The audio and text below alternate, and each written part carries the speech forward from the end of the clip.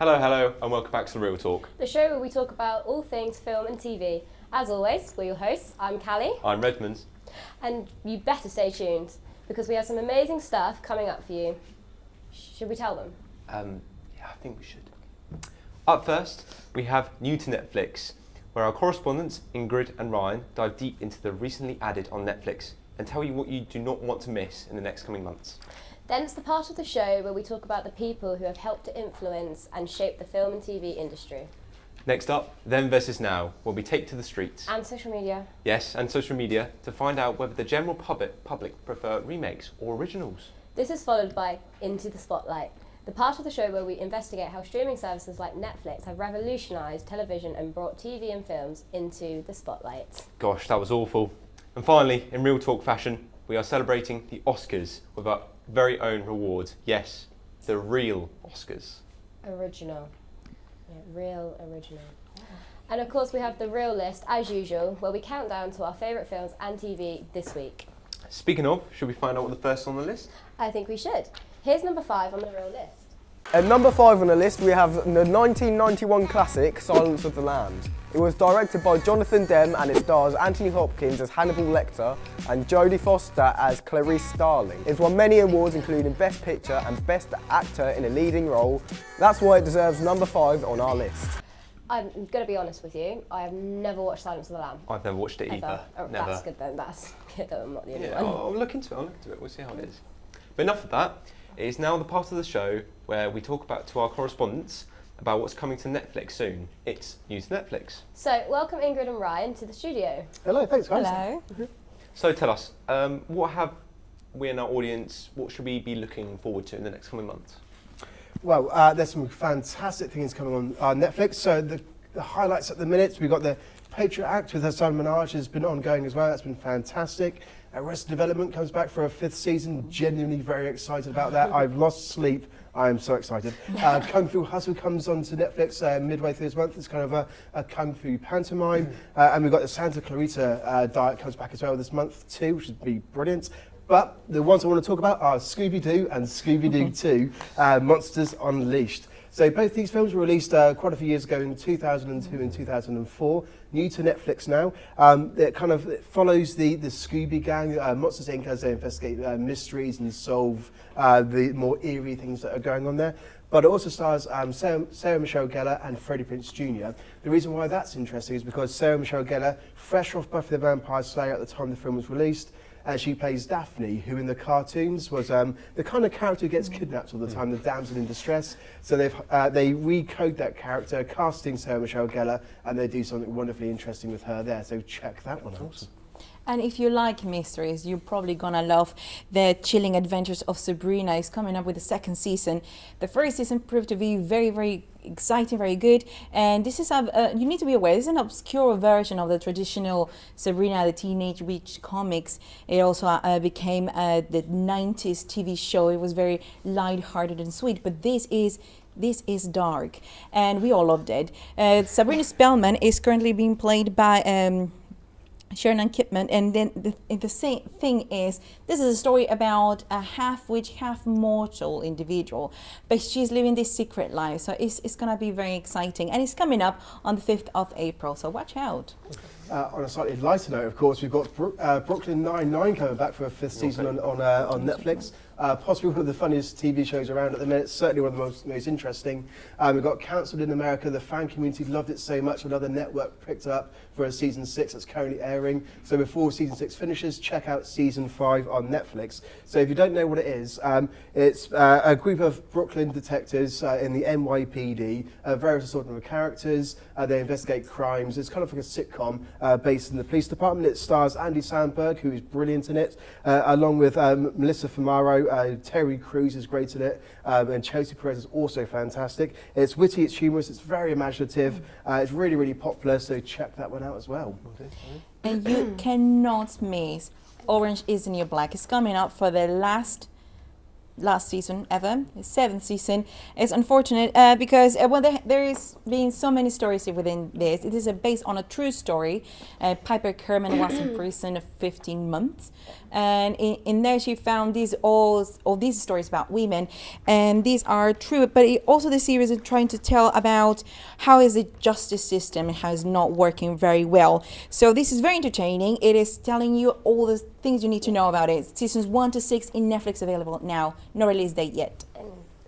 I'd love Orange is the New Black. The first few seasons were fantastic. Yes. One of my highlights is coming out today. Actually, it's The Afterlife. So it's written, directed, and stars Ricky Gervais. Obviously, we know him from The Office and Extras and Hollywood. He's a massive star. Brilliant, funny comedian. He plays Tony, whose life absolutely falls apart after the death of his wife, and he decides to punish the world by kind of doing whatever he wants to do. He doesn't really care about the consequences. I think many people will be thinking it's more comedy, but it looks to be a bit more dramatic as well. So it's going to tug on the heartstrings. Thanks to an Instagram poll, a whopping 71% of you guys out there are really looking forward to it as well. Well, those all sound amazing. Yes. I'll definitely be checking those out, and make sure you do. Thanks to Ingrid and Ryan for joining us. Thank you. We've also been talking to Instagram to find out what you guys are currently watching. And the most popular answers were Elite, Mindhunter, Umbrella Academy, and Haunting of Hill House. They all sound amazing. They're all coming out on Netflix now. So make sure you check out the shows and keep lookout for shows coming out soon. Now here is number 4 on the real list. Enjoy. At number 4 on the list, we have Brooklyn Nine-Nine. This stars Andy Samberg, Melissa Fumero, and many more actors. This had loads of directors over its 5-year span and has won 2 Golden Globe Awards, including one for Best TV Series. This is why it deserves number 4 on our list. I really enjoy Brooklyn Nine-Nine. Like, honestly, it's one of my favourite TV shows. I will tell you that now. I've never watched it. I've never have. There is something wrong with you. I'm sorry. Anyway, Not a lot of us have time to just sit in and watch Netflix. Some people have stuff to do. all right. Now, it's part of the show where we discuss the brilliant people who have influenced the film and TV industry with Ingrid and Ryan. This week, we are discussing the 3 Mexican directors who have been taking Hollywood by storm. Well, these icons are none other than the 3 amigos, Guillermo del Toro, Alfonso Cuarón, and Alejandro González Iñárritu. So tell us, what do they do within the industry? Is it just directing, or is there screenplays? Yeah. Script writing, I was meant to say. Well, they've all had a range of jobs, yes. They all kind of write their own materials. They've been producers and editors, but one thing they do have in common is that they're all Mexican directors, and possibly the best directors in the world at the minute as well. What do you like about their works? Because they are quite unique, aren't they? They are very, very special. They are, no, indeed. So the 3 of them have in common that they're trying to raise up the minorities, coming from a country that is very, it was poor intellectually and economically. They're trying to raise people, and that's very nice because they're trying to live, nowadays they're trying to live a little bit of commercial stuff, which is great. And they are very creative. They started with nothing, and they are all very creative. And so when they have a budget such as in Hollywood, or Netflix on this occasion now, they have the opportunity to show off their creativity. So they talk about the monsters inside. That's perfect. In your opinion, who is the best? Do you have a favourite? Well, definitely, without a shadow of a doubt, it's Guillermo del Toro. I love his work. His work is sublime. So he's a Mexican filmmaker. He's a director. He started off doing special effects and makeup as well, and he kind of migrated over into making his own films. His films are both English language and Spanish language. He does science fiction. He does horror. He does beautiful romance. His films are always hauntingly wonderful, but it always has a recurring theme in that he tends to explore war-torn areas, and there's always a monstrous male or patriarch who kind of dominates everybody else, and a young child, or particularly a young girl, has to overcome the oppression of the man in order to find herself. So my particular favourite of his is Pan's Labyrinth, and I can't recommend people watching that enough. It got 22 minutes of standing ovation where it aired at Cannes Film Festival quite a few years ago, and it is a sublime piece of work. I love his Shape of Water, by the way. Yeah. I have a soft spot for Cuarón, if I'm quite honest. Iñárritu has beautiful works. He gave Leonardo DiCaprio his first Oscar, so The Revenant has to be watched. Also beautiful from Iñárritu, beautiful. But Cuarón, if you have the chance to go on Netflix, watch Roma and hear Roma, it'll be fantastic. Also Gravity. for Quaron. I would add for Coron as well, in that so Roma was a Netflix original show, Netflix original film. It got wide distribution in cinemas. It's kind of changing the game for how Netflix are showing their films on Netflix and cinemas at the same time. Won multiple Oscars for it, beautiful cinematography, and he seems to be at the forefront of the changing nature of media at the minute. Wow, that was very interesting from your part. Thank you though for joining us today. Thank you, Ryan and Ingrid. We'll hopefully we'll have you back Show in the future. again. Yeah. Thank you. Yeah. It's a pleasure. Should we say it? Oh, I think we should. Yeah. Run VT. At number 3 on our list, we have End of the World, directed by Jonathan Entwistle, and it stars Jessica Barden, Alex Lawther and Steve Oram. It's won many awards, including a BAFTA and a Best Drama Series. That's why it's number 3 on our list. I've never even heard of that. Like, Have you not? No. It is so good. I watched the whole season in one night. oh, Don't know how I God. did it, but it is worth the watch, I promise you. But I do have a question for you. Okay. Remakes or originals? I do prefer originals, but there have been some really good remakes, I'll admit. There have been. In my experience, originals have always been the Yeah. best. So, Should I say? yeah, right. Should we both say it? Yeah, we'll both say it. Yeah. Run Run VT. Do you like films? I do like films, yes. Do you prefer originals or remakes? I prefer remakes over originals. And do you have a favourite remake? Blade Runner 2049. Any reason why?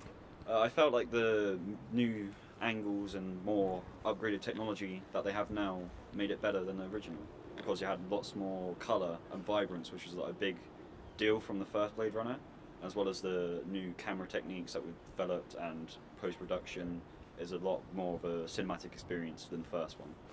Awesome, thank you very much. Do you like films? Yeah. Do you prefer remakes or originals? Originals. Do you have a favourite? It. Any reason why? Because it was good. Better. Do you like film? I love film. Do you have an opinion on originals versus remakes? I think generally the original is better because a lot of the time remakes are just cash grabs based on the title, but I think there are examples of good remakes. Like a bad remake that's just for the title would be the Total Recall from like 2009. That's a really bad film. But a good remake would be the 1983 Scarface. That's a remake of the Howard Hawks film, and the 1983 one is actually, I would say, a superior film. And do you have a favourite remake? Probably Scarface. It's just, I think it's a really good update to the idea, brings it to a new generation, a new decade really well. Just brilliant film all round. I love films. I think they're an important part of our culture. Do you prefer remakes or originals? I think it depends on the production. There are productions that are the original's better, but I think there are ones that the remake is far superior. Can you give us an example? So there's a remake that I preferred over the original is David Fincher's The Girl with the Dragon Tattoo. Why did you like that? I think his visual style of filmmaking is something that I've always been attracted to, and that's no different with The Girl with the Dragon Tattoo. Yeah, I like film. I watch quite a lot of films. It's what I do in my spare time, really. And do you have an opinion on originals versus remakes? Normally, I tend to prefer the originals just because they're classics. However, there's one exception to that, and that's with Charlie and the Chocolate Factory. I don't really know why I prefer it, but with the remake, I don't know, I just prefer it. See, I do like remakes though. I love the Jungle Book remake. Have you seen? Yes, that is very good. Really good remake. It is a big argument amongst our That is society. true. Remakes That or is true. originals. We'll never know. Yeah. We also run a poll on Instagram to find out 63% of you guys are excited to see the new Lion King remake. That's got Beyonce in it, hasn't it? That's the one. She plays Nala. Yeah. I'm still not sure about it. I'm not. It's got Beyonce in it. We also ran a poll on Twitter asking people whether they preferred remakes or originals. The results were surprising and showed a 50-50 split. It's clear that you prefer it's down to personal preference. And although remakes sometimes get a lot of hate, they can sometimes be good or better than the original. Well, after that, I bet you're just dying to know what is number 2 on the real list. So here it is. Enjoy. At number 2 on our list, we have Black Mirror. It contains a highly talented cast and it was written by Charlie Brooker, with many directors. It's won 6 Emmys, including an outstanding TV movie. That's why it should be on number 2 on our list. Have you not watched it? No, I've seen a lot of it. I've just never thought to watch it. They do mess with your head. Oh They are very creepy. Okay. Now, it's the part of the show where we shine a light on what streaming services like Netflix have done to revolutionise TV. Yes, you guessed it. It's Into the Spotlight. Run VT.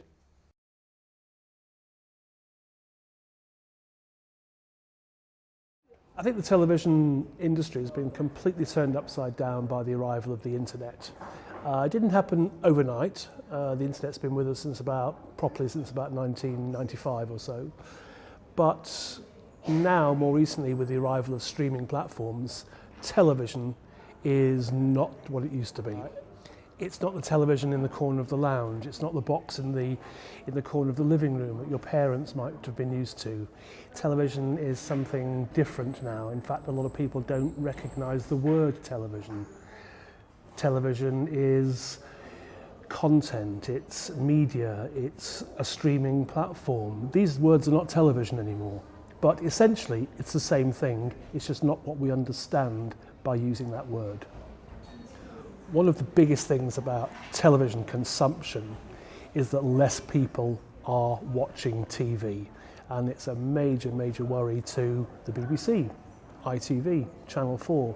These are businesses, huge organisations that rely on viewers. They rely on viewers to sell adverts to, they rely on viewers to pay licence fees to get people to watch their content. But if less people are watching television, then these broadcasters become a little less relevant and a little worried that the competition, by way of Amazon, Netflix, more recently we'll be seeing much more of Google and Facebook competing for those same eyeballs. So the arrival of streaming platforms, the arrival of the internet, the arrival of the web, the arrival of this different form of media consumption is turning things upside down on many, many, many levels. People write books about it. It's a huge question and it's of huge significance, and it's happening every day. We're living a revolution.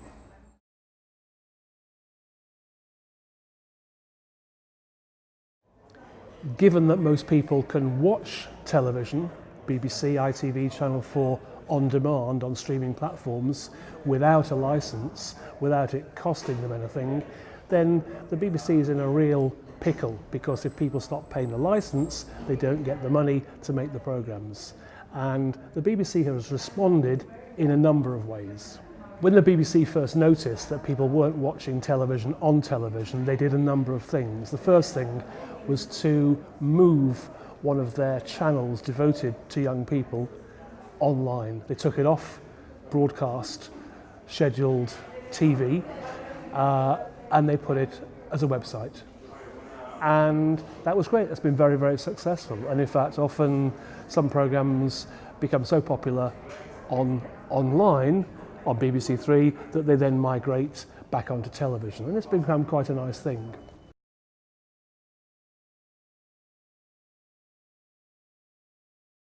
There'll never be a shortage of demand for the moving image. Going to the cinema has never been more popular. You'd think, hold on, Netflix is around, you can watch anything you like from the comfort of your own home. More people are going to the cinema than ever before. Why? People like stories, they like shared experiences, they like the occasion and the event. It's the same with television. Television is going through huge changes, but people are watching lots of television. They might not call it television, they may not think it is television, they certainly might not be paying for it as television, but on their phone, on their mobile, on their computer, it is the moving image.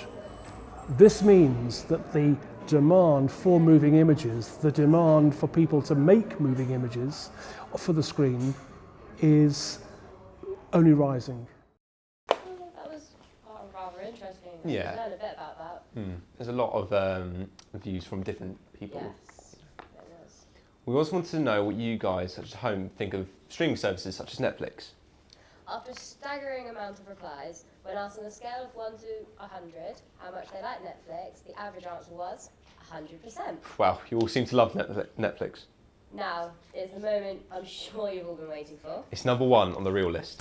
Coming in on number 1 on our list, it stars Asa Butterfield and Gillian Anderson. It was directed by Kate Herron and Ben Taylor. That's right, it's Sex Education. Sadly, it's won no awards yet, but we like it, so it's at number 1.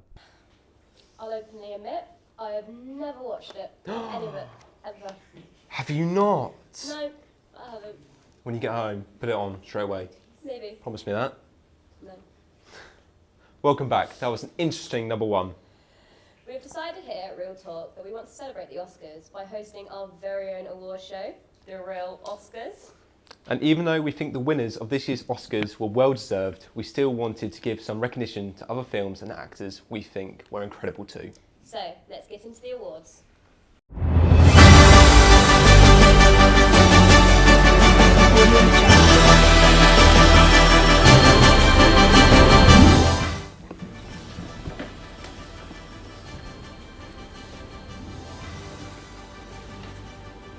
The first award of the Real Oscars is for the Best Picture, and we are awarding it to The Black Klansman, the comedy based on the incredible true story of Ben Stillworth. The next award is for Best Animated Feature, and the award goes to Incredibles 2, the long-awaited superhero sequel adored by old and new fans.